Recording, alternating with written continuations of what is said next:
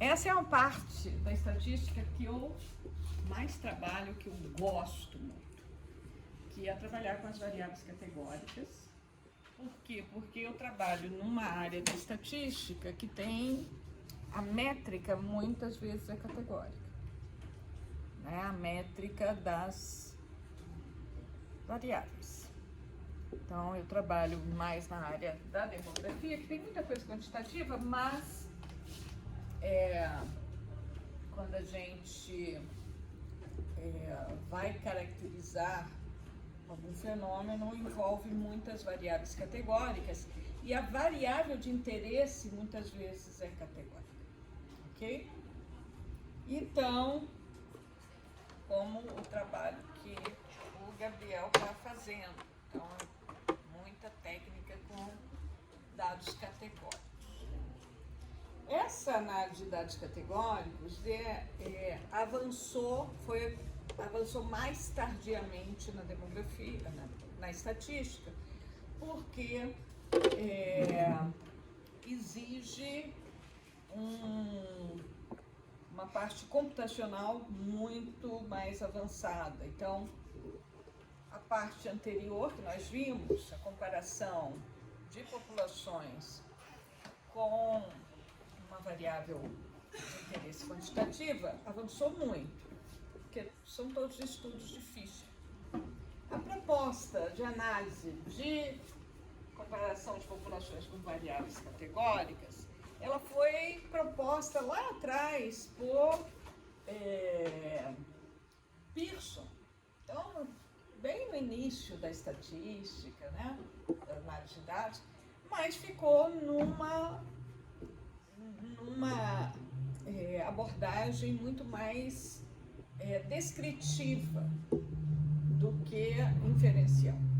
Somente mais na década de 70, por aí, que começam outras abordagens, juntando as duas coisas, não é?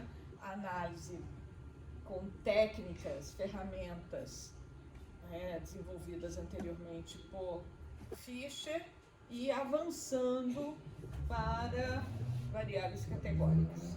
Vocês vão ver, né, muitas ferramentas para trabalhar com variáveis categóricas na disciplina dados categóricos, análise de dados categóricos. Aqui nós não vamos ver muito isso, nós vamos ver a parte mais descritiva e alguma coisa de teste, né, com a métrica do Q quadrado. Então, a métrica do Q quadrado é a métrica mais utilizada para análise de variáveis categóricas. Então, quando eu tenho variáveis categóricas, eu também vou me perguntar, lembrar das perguntas fundamentais. Primeiro, o delineamento. Amostras são independentes? Eu quero comparar, né, uma variável categórica em diversas populações. Por exemplo, eu quero comparar se a variável sexo, ela se apresenta da mesma maneira entre os cursos de enfermagem, medicina, estatística e computação. Você acha que a variável sexo tem a mesma distribuição segundo esses cursos? Não. As categorias seriam os cursos? Seriam os cursos, né? Então, minhas categorias, meus grupos, minha variável fator seria o curso, onde eu tenho as categorias, né?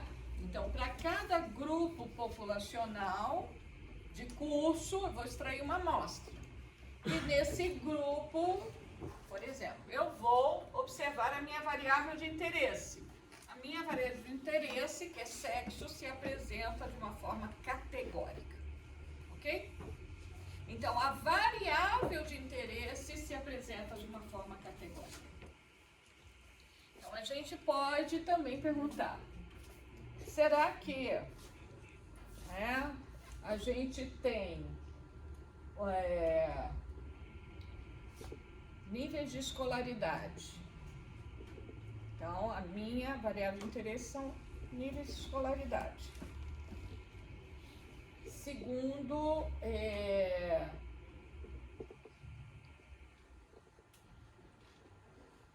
uma variável que seja em grupos, por exemplo, categorias de trabalhador.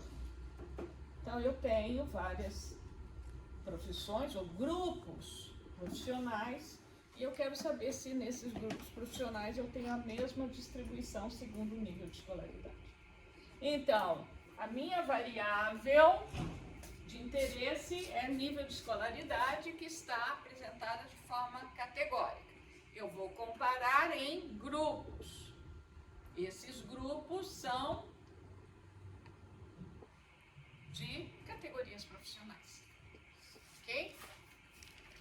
Então, eu tenho que ver qual é a variável que forma os grupos e qual é a variável de interesse. E essa variável de interesse não é mais quantitativa, como nos casos anteriores. Agora, essa variável de interesse, ela se expressa de maneira categórica. O que é uma variável categórica? É a variável que ela já nasce em formas de categorias ou eu categorizo. Okay? Pode ser, por exemplo, a renda em formas de categorias. Então, a primeira pergunta que eu vou fazer é: o delineamento amostral é um resultado de amostras independentes? Ou seja, as categorias que eu concebi de grupos, para os grupos, aqueles elementos de cada um dos grupos, eles têm relação entre eles? Sim ou não?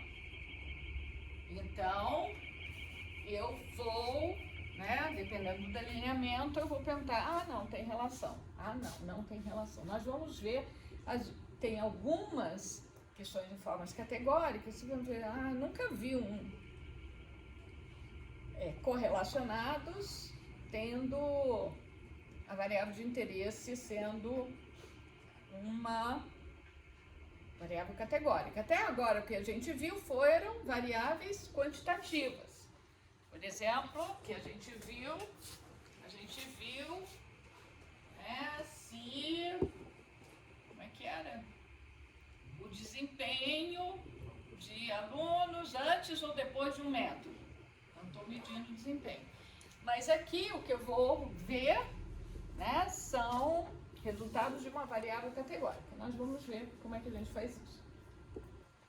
Então, para a escolha da técnica estatística adequada, quando eu tenho variáveis categóricas, primeira coisa eu tenho que perguntar: amostras são independentes?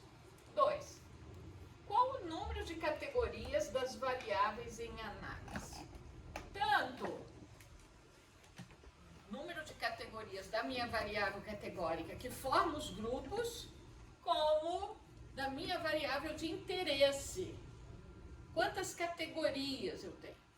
A minha métrica é em categorias, eu tenho 2 ou mais categorias, e a minha variável que forma o grupo, os grupos, são 2 ou mais grupos. Lembra que eu tenho técnicas que nós vimos? Estou comparando 2 ou mais populações. Desculpa. Estou comparando 2 populações ou 3 ou mais. Aqui também. Eu vou ter, estou comparando 2 grupos ou subgrupos populacionais. E a minha variável de interesse é expressa em 2 categorias ou 3 ou mais categorias. Ok? Então, dependendo, não, são só 2 categorias que eu estou comparando, mas eu tenho 3 ou mais categorias da variável de interesse. Então, nós vamos ver que nós temos técnicas específicas para essas combinações aí. As categorias têm relação de intensidade, ou seja, as categorias, nós não vamos entrar muito aqui, mas já tem um material todo desenvolvido. As categorias, a métrica das categorias, da variável de interesse, a métrica da variável de interesse é uma métrica nominal ou é uma métrica ordinal? Então, também eu vou ter ferramentas específicas para isso, ok? Nós não vamos entrar muito nisso, vocês vão ver em dados categóricos também mais coisas sobre dados ordinais. Então, em muitas ocasiões, a observação de um fenômeno é realizada com a métrica categórica. Seja porque as características de interesse são originalmente expressas na escala nominal, atributos, ou na escala ordinal, uma intensidade subjetiva, ou seja porque é de interesse captar categorias. Em categorias, uma variável quantitativa. Ok? Então, a minha variável de interesse, ela está na métrica categórica. Essa métrica pode ser de 2 categorias ou 3 ou mais categorias. Ok? Pode-se também, após a coleta, ter interesse em categorizar variáveis quantitativas para uma análise mais adequada do fenômeno em tal. Às vezes a gente tem qualidade de dados ruins e aí a gente agrupa. Ou a gente tem uma pulverização e a gente não quer, a gente agrupa. Por exemplo, analisar o impacto da Covid-19, a idade da pessoa infectada ou que veio a morrer pela doença é extremamente importante. No entanto, ainda que a coleta de dados sobre a idade seja em termos de tempo de vida, a análise considera as categorias criança, jovem, adulto e idoso. Ok? Porque o fenômeno se expressa de maneira diferente nessas categorias. Neste exemplo, tem-se falado muito sobre grupos de risco. Para identificar grupos de risco, o objetivo da análise de dados é saber se a proporção de infectados e ou mortos se diferencia segundo grupos etários. Então, eu quero saber, né, se, por exemplo, essa é uma análise que eu quero ver se a gente tem é infectado, não infectado. Tá vendo? E eu tenho os grupos. Então, eu tenho uma métrica de grupos, eu tenho infectado, não infectado. Certo? Tem-se, portanto, uma análise de associação em 2 variáveis categóricas. Então, quando eu tenho tanto, né, um interesse de meus grupos populacionais são categóricos, geralmente, e a variável de interesse também é categórica, eu tenho uma análise de associação entre variáveis categóricas. Ok? Então, como é que a gente vai fazer essa análise de associação? Então, são muitas as ferramentas para análise de dados categóricos. Elas se diferenciam segundo o delineamento de coleta de dados, amostras independentes ou correlacionadas, segundo o tipo de estudo, que nós não vamos ver aqui, vocês vão ver isso lá em dados categóricos. Se o estudo é transversal, longitudinal, retrospectivo, prospectivo, isso daqui está muito relacionado com estudos na área de ciências da vida, que fazem muito isso, ok? Tem muitas métricas também específicas para esse tipo de estudos. E o número de categorias das variáveis envolvidas na análise. Aqui veremos algumas técnicas estatísticas para análise da associação de 2 variáveis categóricas para amostras independentes e correlacionadas. Então, nós temos 2 variáveis. Uma é aquela que forma os grupos. A outra é que a gente pode falar que é a nossa variável de interesse. Ok? Mas tanto faz uma estar aqui ou aqui, porque independentemente linha e coluna, né, numa apresentação de 2 variáveis categóricas. Mas a gente que vai dar o sentido da interpretação. Ok? Então, tudo vai se resumir, né, na análise da associação de 2 variáveis categóricas para amostras independentes, se o delineamento for assim, ou para amostras correlacionadas, que são casos bastante específicos. Mas a maior parte das vezes nós estamos falando de amostras independentes. Mas a gente tem que entender o problema. Lembrando que amostras independentes, então quem está num grupo, o resultado de um grupo não interfere nos resultados do outro grupo. Não tem relação. Enquanto que correlacionada, o resultado de um elemento deste grupo pode ter relação com um elemento deste outro grupo. Pode ser a mesma pessoa? Até que pode. Pode ser relações próximas. Então, se tem relação, não tem independência. Ok? Então, vocês estão vendo que essa parte aqui é você compreender o delineamento. Não tem nenhum teste, não tem, de novo, compreender como é que foi coletado o dado. E isso é muito difícil para o estatístico. Tem muito estatístico que está formado há muito tempo e não consegue fazer essa diferença.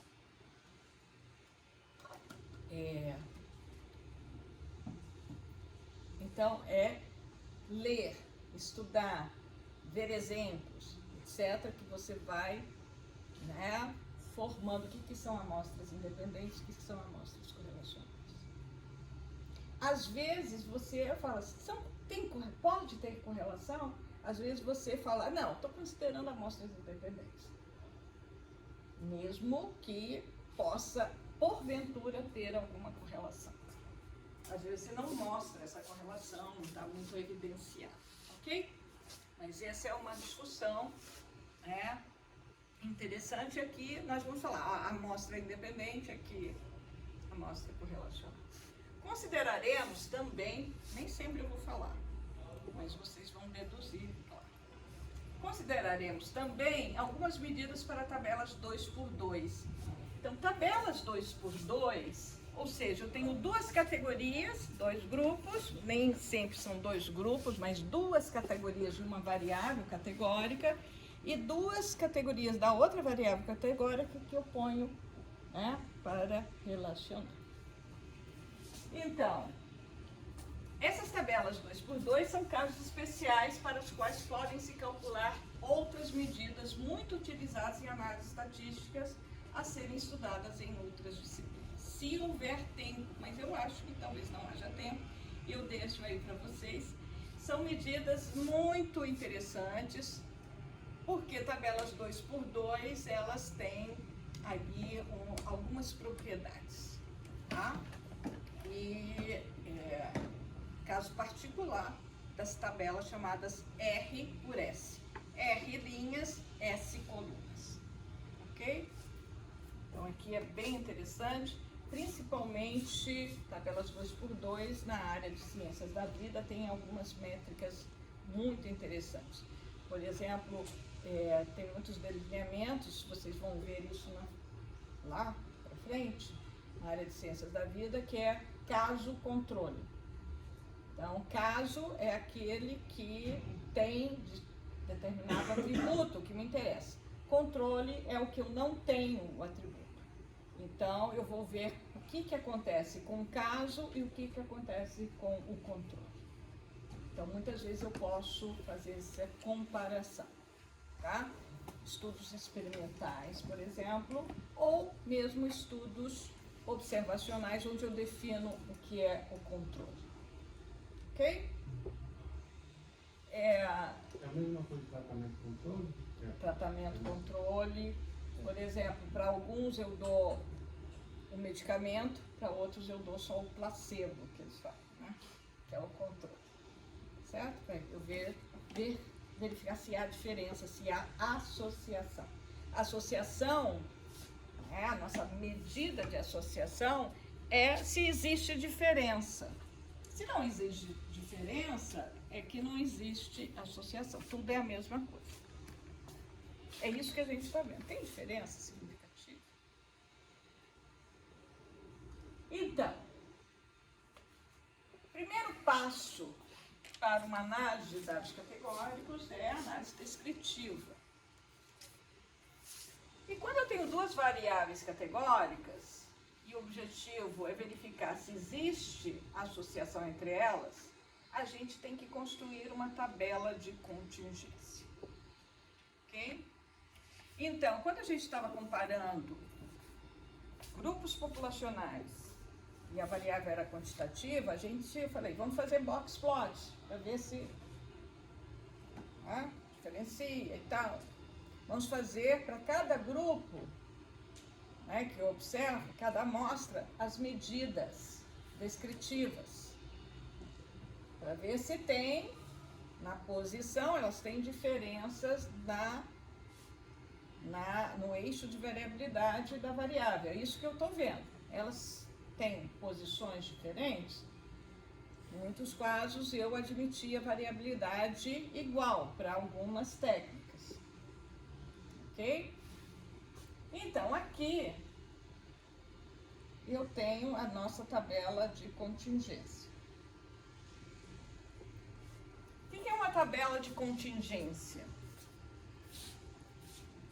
Uma tabela de contingência é uma tabela de frequências. Contingências são frequências.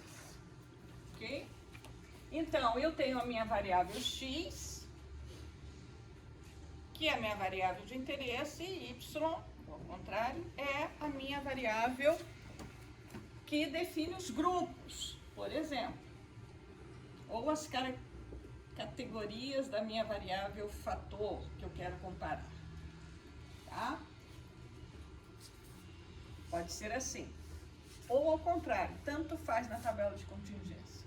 Eu posso ter essa matriz transposta, ela vai dar na mesma coisa. Então, o que eu tenho aqui? Eu tenho as frequências conjuntas. Então, vamos ver a notação. Vocês viram isso em exploratório. FJ é a frequência observada das realizações simultâneas de x e y. É a chamada frequência conjunta de x e y. É quantas observações total que eu tenho de elementos que, ao mesmo tempo, apresentam a característica 1 de x e 1 de y. F11. Ok? E assim eu vou montando até, eu tenho S colunas, ou seja, S categorias de y, e eu tenho R linhas, ou seja, R categorias de x. Posso fazer transposto? Posso também. Tá? Alguma dúvida até aqui? Então, vamos para a coisa mais difícil entre os estudantes de estatística. Não, ainda não. Aqui nós estamos na notação ainda.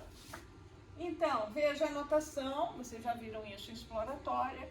Quando eu somo a linha, eu tenho essa notação, F1 ponto. Ponto significa que eu somei a coluna, todas as colunas da linha 1. Ou seja, eu tenho a chamada frequência marginal da categoria 1 da variável x. Ok? Certo? Somei.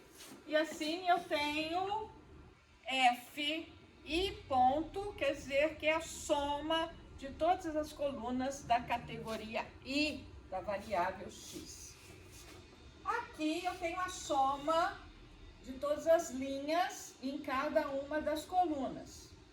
Ou seja, eu estou somando todas as observações da categoria 1 da variável y e todas as categorias da variável x.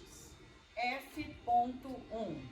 Ou seja, eu tenho genericamente F.j.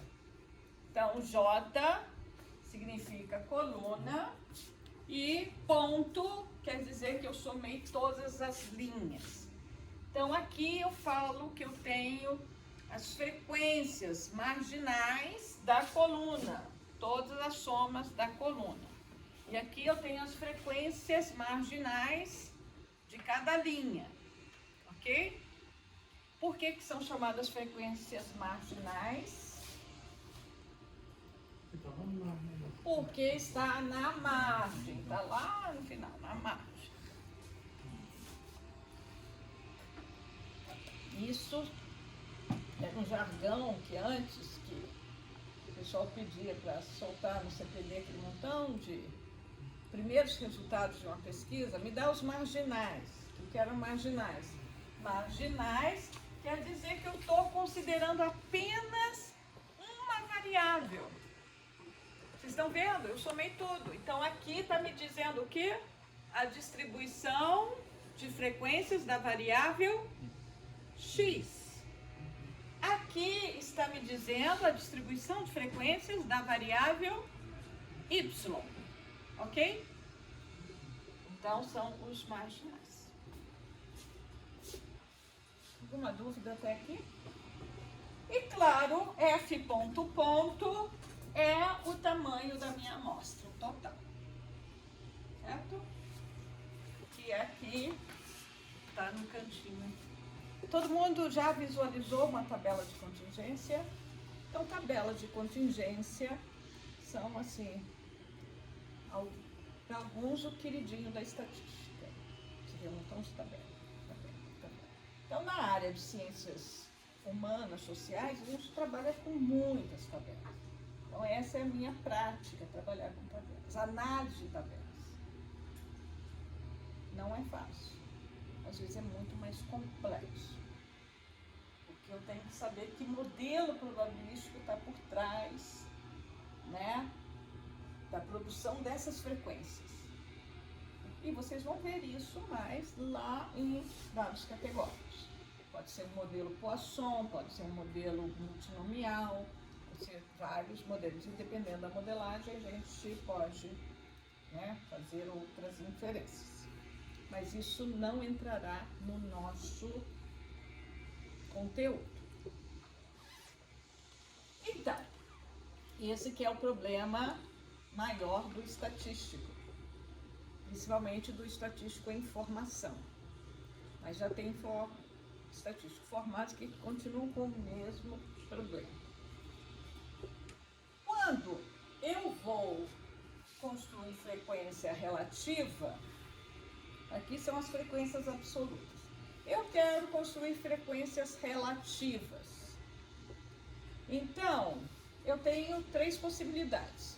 A frequência relativa em direção da linha, tendo 100% em cada linha. A frequência relativa em relação ao total da coluna, 100% aqui em cada coluna. Ou um 100% aqui. Qual é a melhor frequência relativa? Quando eu ponho assim, tu diz, ai professor, e aí? Vou calcular a frequência relativa em relação aqui e tal. Agora, vai dependendo do que você quer falar. Então aqui nós temos o que eu falo. A partir das frequências marginais, constroem-se os perfis linha e coluna. Então vamos ver o que é um perfil. E isso é muito importante para, né, a técnica que você está. O que é um perfil?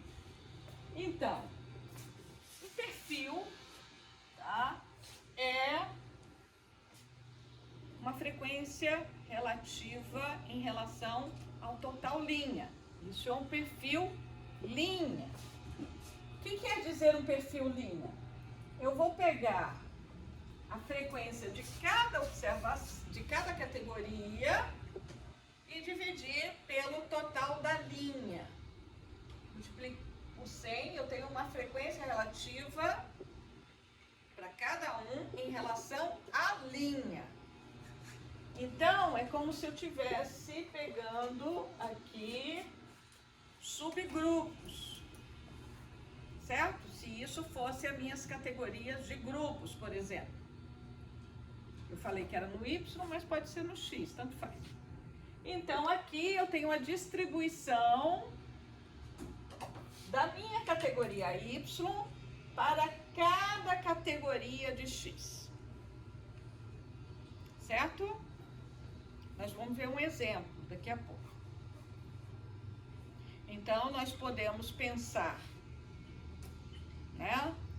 Aqui eu tenho, por exemplo, curso estatística e vejo o perfil de resultados de cálculo 1, em termos de categorias, ou seja, menções. Quantas menções eu tenho? 6. Então, eu teria 6 categorias de Y e eu posso ter aqui, estou comparando estatística, computação, matemática, tá. Então, o desempenho em cálculo não vai ser medido numa nota quantitativa, vai ser uma nota categorizada, que é a menção. Ok? Então, esse perfil de estatística me diria o seguinte: qual o percentual de estudantes de estatística que estão em cada uma das categorias de menção. Faço a mesma coisa para a linha 2, que vão ser os alunos de matemática. Então, tenho a proporção aqui, chamado perfil da matemática, segundo menções em cálculo 1. Aqui o terceiro seria os alunos de computação. Então, alunos de computação, perfil do desempenho em cálculo 1, segundo menção, dos alunos de computação. Aqui, os alunos de engenharia de redes. Aqui, os alunos de engenharia elétrica. Aqui, os alunos de física, de química. O que mais? Biologia. Faz cálculo 1. O que mais? Administração. Economia. Contabilidade. Faziam matemática, depois mudaram para cálculo 1, foi para lá, vem para cá. Então, eu posso verificar se os perfis são semelhantes ou não. Eu tenho o perfil médio. Qual que é o perfil médio?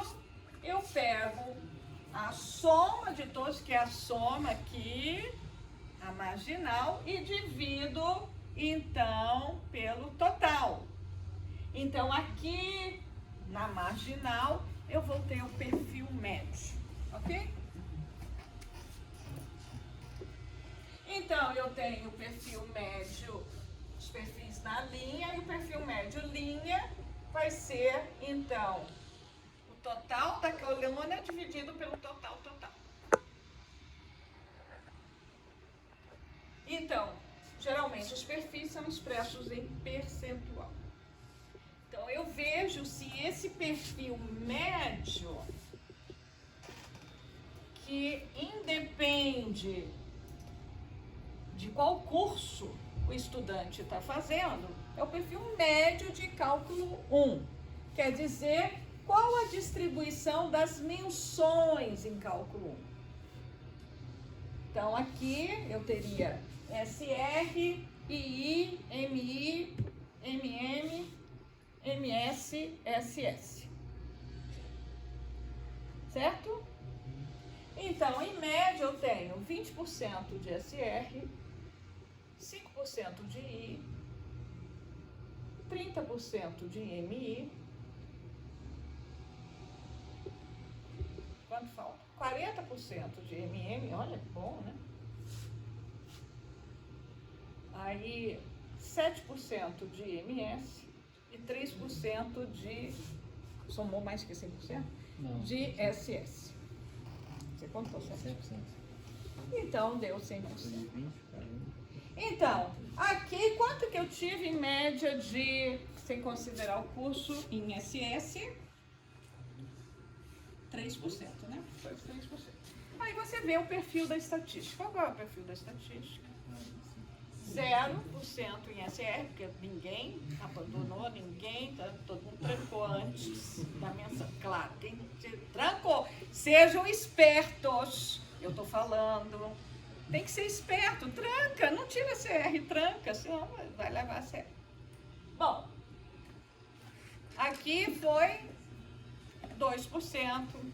Aqui, MI, 10%. Aqui, 50%. hã? 50%. 57%. Não, 47%. Aí você vai MS, 20%, ISS, 20%. Uau, a estatística bombou. Então, o que que eu vi? Olha, o perfil da estatística foi diferente do perfil médio. Já tem alguma coisa, olha, diferente quer dizer que está me levando a uma associação. Vou ver como é que é o perfil da matemática. Ixi, 50% de SR, o pessoal é meio pancado, não trancou. E assim vamos vendo os perfis. Então, numa análise de perfis, linha, eu começo a verificar se tem diferença entre as categorias. Quanto mais diferente as categorias, mais forte são as evidências de associação. Eu posso fazer perfis coluna. Os perfis coluna é a mesma coisa, só que transposto, ok? Então, eu tenho a soma no 100% aqui e vou calcular, então, na coluna, no vertical. Mesma coisa. Alguma dúvida sobre perfis linha, perfis coluna? Então, se sua variável de interesse está na linha ou na coluna, você vai fazer análise dos perfis conforme a sua variável de interesse. Vou fazer análise de perfil linha ou coluna. Então, muitas vezes, eu vou pôr, eu quero saber, por exemplo, aqui, qual é a variável que precede e qual é a variável desfecho, que resulta. Então, a variável que precede é o curso. E a variável de interesse de comparação é a variável menção em cálculo 1. Então, a minha análise vai ser nesse sentido perfil linha. Por quê? Porque a variável que precede está nas linhas. Eu poderia estar ao contrário, a variável que precede está na coluna. Os cursos estão na coluna. Perfis coluna. E as menções estão aqui. Então, o meu interesse vai ser comparar perfis de menção segundo cursos. Então, eu faria perfis coluna. Ok? Então, sempre é isso. O que precede? Eu quero analisar, comparar o quê? Qual é a minha variável de interesse na comparação? Qual é a variável formadora de grupos a serem comparados? Ok? Pode estar na linha, na coluna, isso independe. O pessoal da área de saúde gosta muito de pôr a variável que precede aqui na linha, para fazer essa leitura. Muitas vezes é mais fácil, mais intuitivo, mas não é obrigatório. Você pode fazer na coluna. Ok? Dúvidas? Então é isso, tá? Que tá a explicação aqui, depois vocês leem.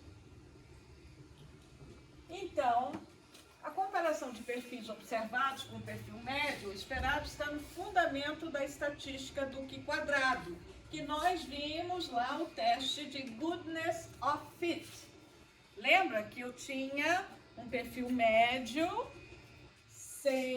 onde, né, a gente teria perfil médio, quer dizer, o perfil, né, descrito pelo modelo, e eu vou comparar, então, com o que eu observo. Muitas das ferramentas que se baseiam na análise de tabelas de contingência têm como referência, está faltando um chapéu ali, como referência estatística do Q quadrado, proposta por Carl Pearson em 1900. Ou seja, tem um certo tempinho. Tem muitas das ferramentas que se baseiam, né? Tem um certo. Ah, tá. Aqui está Carl Pearson, que eu não tinha falado sobre ele. Ele nasceu em 1857 e faleceu em 1936. É considerado um dos pais da estatística. Então, ele foi o primeiro a formalizar um curso de estatística, propriamente dito, né? E a se dedicar exclusivamente à pesquisa e ao ensino da estatística. Pearson, além de grande estatístico, foi um cientista interdisciplinar, pesquisando em várias áreas do conhecimento. Socialista e ateu, isso é bem interessante, foi discípulo de Francis Galton, mas Francis Galton é o pai da eugenia, né? De toda a questão. Então, ele influenciou até Fischer e tal. E continuou seus estudos sobre correlação, regressão e também sobre eugenia. Fundou a revista Biométrica. Seu filho, Egon Pearson, também estatístico, tem muitas contribuições na teoria de testes de hipóteses. Então, veja, né? É um dos... Todo esse pessoal vem... Francis Galton, ele foi... Como é que é a relação? Ele é parente do Darwin. Então, muito naquela época, a questão da evolução, então toda essa questão da eugenia também tem origem nessa discussão da evolução das espécies, chamado melhoramento das espécies, ok? Mas, vejam, Carl Pearson mudou o nome dele para Carl com K, em homenagem a Karl Marx, né? Então, ele também, né, mostrava aí, foi contemporâneo, se bem, mais ou menos, né, contemporâneo de Karl Marx. Então, porque Marx vai morar na Inglaterra, ele era bem jovem, né? Foi assim, muito jovem, ele teve esse contato, deve ter tido, né? Então, vamos lá. Vamos para a primeiras técnicas. As amostras são independentes? Sim, são independentes. Então, se as amostras são independentes, e eu quero relacionar duas variáveis categóricas, eu tenho, então, dois tipos de ferramenta que vai depender de como se deu o delineamento. Nós vamos ver a diferença sutil entre essas duas técnicas, que, na verdade, a diferença vai estar, sobretudo, nas hipóteses. Na formulação das hipóteses. A operacionalidade do teste é a mesma. Então, é o teste do Q quadrado para comparar proporções, também chamado teste de homogeneidade. E o teste do Q quadrado para verificar a associação entre variáveis, chamado de teste de independência. Mas a gente não sabe, né, se as amostras são ou não são independentes. As amostras têm que ser independentes. Mas a gente vai testar a independência se as amostras são independentes? Não vamos testar a independência de amostras. Categorias, né? Eu falo, a gente não testa a independência das amostras, nunca. A gente lê o delineamento e aceita que são independentes ou não. Então, as amostras são independentes. Quando é que eu sei que as amostras são independentes? Vendo como o estudo foi feito, como as amostras foram retiradas. E o que tem que ter? Como é que eu sei? O que eu decido que são independentes?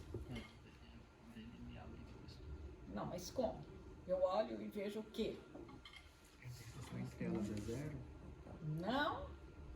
O que eu vou ver? Que o acho resultado de um elemento, de uma categoria, numa variável, não tem nenhuma... Eu tenho, por exemplo, os alunos da estatística. A menção do aluno da estatística não vai interferir na menção do aluno da computação. Não vai interferir no aluno da matemática. Ou seja, cada menção de cada aluno independe. Eles são independentes. Eu não tenho uma correlação. O Lucas tem uma correlação com um colega da matemática. A nota que ele tira, o outro vai tirar igual. Por quê? Porque eles estudam sempre juntos, estão juntos e tal, não sei o quê. Então, isso, por exemplo, eu vou arrumar